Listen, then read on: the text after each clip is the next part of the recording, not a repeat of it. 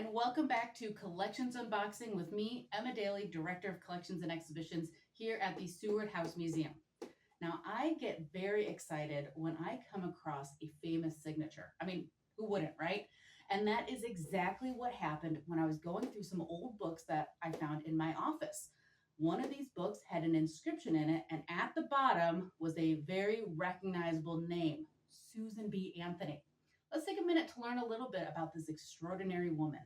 Susan B. Anthony was born in 1820 in Massachusetts. She was raised in a progressive Quaker family with a belief in equality that would guide her throughout her life, not unlike our own Frances Seward. In 1845, the Anthony family moved to Rochester, New York, where they involved themselves in the anti-slavery movement. Their home became a meeting house, hosting abolitionists almost every Sunday, including famous figures in the movement like Frederick Douglass and William Lloyd Garrison. In 1848, Anthony got a job as a teacher and joined the Teachers Union. She discovered that male teachers received a monthly salary of $10, while the female teachers only earned $2.50 a month. This experience with the Teachers Union, in conjunction with her abolition work and Quaker values, brought Anthony into the fight for gender equality, specifically women's suffrage. In 1851, she met Elizabeth Cady Stanton. Stanton was one of the organizers of the first women's rights convention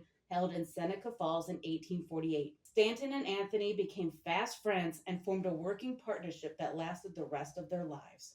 Susan B. Anthony died in 1906 at her Rochester home. She did not live to see the passage of the 19th Amendment, which gave women the vote. However, the amendment was widely known as the Susan B. Anthony Amendment in her honor, and it was ratified in 1920. Additionally, we know that Susan B. Anthony has dined here at the Seward House. In August of 1868, William Henry Seward and his sister-in-law Lizette Miller Worden hosted a Chinese delegation in the Auburn home. In addition to the delegation and local leaders in town, Seward also invited national leaders in the women's rights movement: Elizabeth Cady Stanton, Susan B. Anthony, and Martha Coffin Wright. When one of the Chinese delegates complimented the intelligence of the American women in attendance, Lizette replied that Chinese women would be intelligent also if they were allowed to come into the parlor instead of being kept in the back part of the house.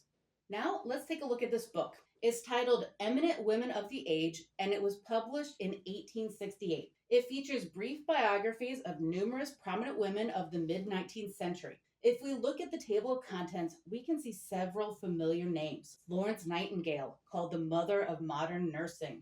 Emma Willard, founder of the Troy Female Seminary, where Frances Seward and her sister Lizette were educated.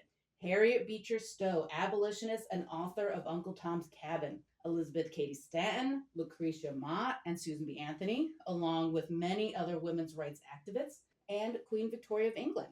Okay, so here is that inscription at the front of the book. You can see right here she wrote "Equal Chance to Women." Now, here's the inscription. It's, I have trouble reading the name, Annie or maybe Amy Ann Lapham. I'm, again, not quite certain on the name, but it says, "From her cousin, Susan B. Anthony, New York, December 25th, 1868. So this was a Christmas present to her cousin. I did try to look up the Anthony family tree, and I wasn't able to match this name with anything in her family tree. So I'm not really sure who this cousin was, if it was, first cousin, second, however far removed. I also, interestingly enough, don't know why we have this book. I don't know how it came to be here at the Seward House, why a book for Susan B. Anthony's cousin ended up here. But, I mean, how cool is this anyway, just to see her actual signature here in a book that she was featured in as well. Thank you for joining me for another episode of Collections Unboxing. If you want to learn more about Susan B. Anthony, you can visit her house in Rochester, New York, that she called home from 1865 until her death. It's now the National Susan B. Anthony Museum and House. And if you want to learn more about how the house became a museum, you can attend our next free lunchtime lecture on Friday, September 27th at noon, right next door at the Equal Rights Heritage Center.